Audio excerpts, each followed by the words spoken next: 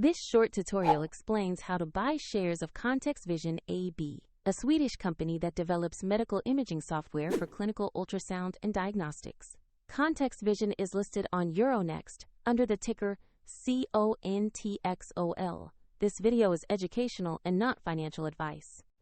To buy shares, you need a broker, and I will use eToro as an example to show the steps.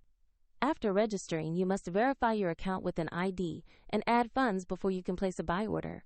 Use the platform search bar and type the ticker CONTX.OL to locate the exact listing. Make sure you select ContextVision on Euronext so you open the correct stock page. On the stock page, review basic company information and the price chart to see recent movement in liquidity. Double-check the company name and ticker to confirm this is the correct ContextVision listing. To place an order, click Invest or Buy, enter the amount you want to allocate, then carefully review the order details before confirming. If the market is closed, your order may be queued or executed when the market opens, and if you lack sufficient funds, the platform will prompt you to add money before confirming.